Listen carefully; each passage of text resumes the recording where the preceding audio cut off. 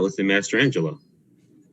Lou, it's kind of hard for me to wrap my head around that there was at one point in this season you thought about retiring. And then you look what you did tonight, and the Hawks couldn't have won this game without you.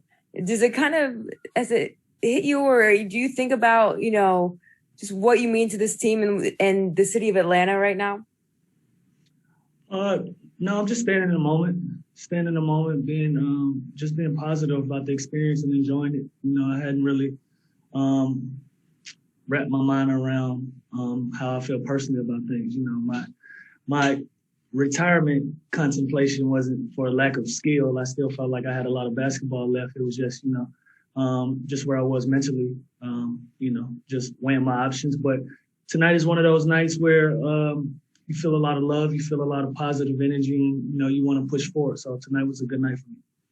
So then to follow up on that, it obviously was not for the lack of skill, but then how has this young Hawks team or this organization kind of helped revitalized you? Yeah, Lou Williams. Hang around a lot of young people is contagious, man. Honestly, these guys have been they've been amazing towards me. They've respected me for what I've done in this game, and they just look at me like a teammate and like a brother, man. And so it feels good to be with these guys. It's a very good group of young guys, and they make me feel youthful. So it's been fun. Chris Kirshner. Hey, Lou, when you guys are down 26 points, what are the conversations like on the bench to keep up the confidence to actually believe that you guys can make a comeback and win this? It's not a conversation in those scenarios. You just try to go out and do the same thing if it was a 2-point game. Just go out, maximize your minutes, remain positive, and just try to have a positive impact on the game when you go out on the floor. It's not like a big remember the Titans type thing where everybody gets all juiced up. It's just we're pros, and so everybody has to believe in their abilities and hold their weight and go out on the floor and just and try to make a positive impact. And sometimes, those positive impact becomes huge impacts, and you chip away, and before you know it, you got a game, and you want to stay the course. So that was what we were doing, just trying to stay the course. We realized we only had 3 assists at halftime. We weren't sharing the ball. We weren't playing our brand of basketball, and we made our adjustments and continued to play after that.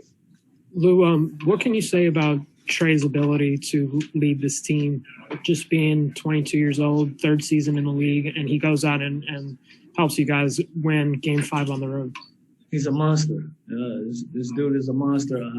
It'll be one of those things where I look back when he's a Hall of Famer. He's an established superstar in this league, and I can say I was part of that process, and I worked with this gentleman, man. Like seeing Trey up close and the things that he's able to accomplish and the things that he's able to go out on the floor and do night in and night out at such a young age, with the poise that he has, with the swag that he has, the confidence that he has in his abilities.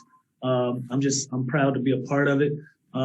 He listens to me, and I try to help him as much as I can with little tidbits here and there, but just to see him night in and night out, and I'm extremely happy for him. I'm proud of it, and I'm happy to call him my teammate. Just a few more. We'll go to Sarah Spencer. Lou, what was the biggest thing in that fourth quarter? I know you mentioned sharing the ball, but what was the biggest thing in that fourth quarter that really sparked this comeback and allowed you guys to sustain it all the way until the end? Yeah, like I said, we had three assists at halftime, finished the game with 14. Thought the ball started moving more.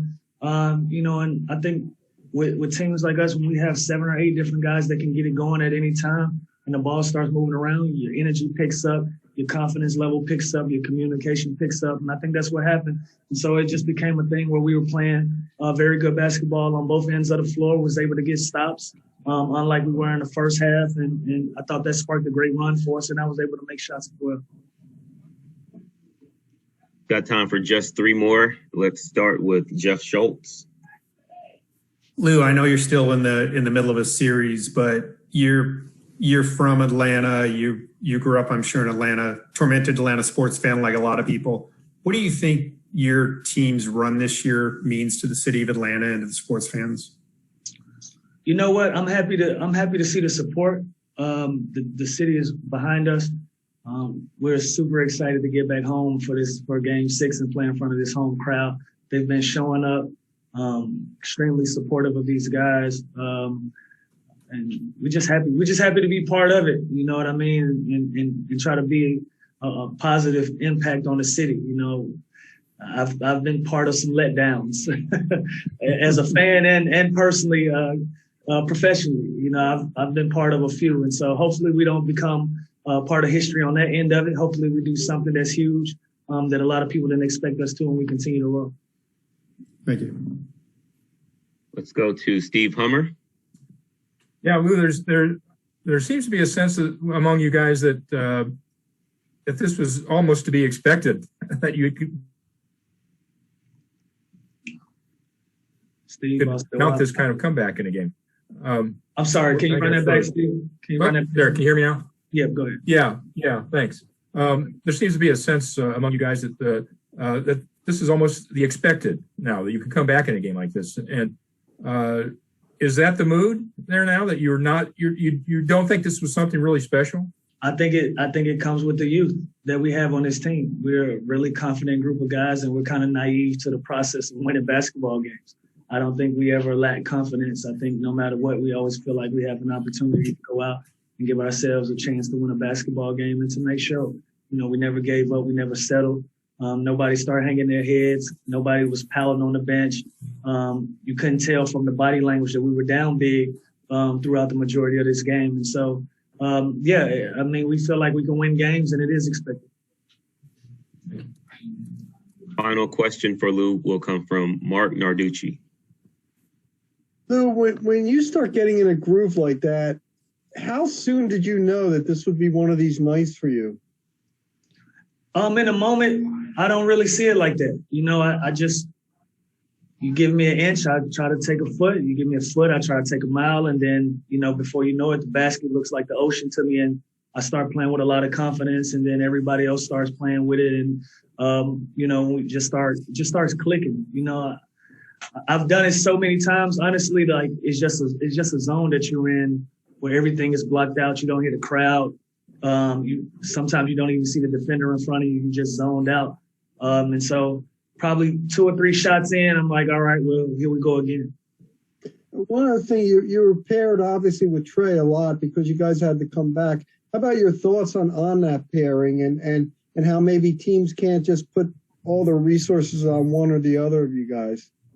Yeah, being out on the floor with Trey gives this team an opportunity to have another ball handler on the floor, another guy that can create his own shot off of the dribble, and gives us a different look. So having us both on the floor, I open up lanes for him. He opens up lanes for me.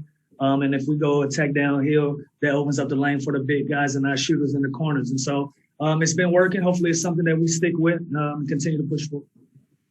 Thank you.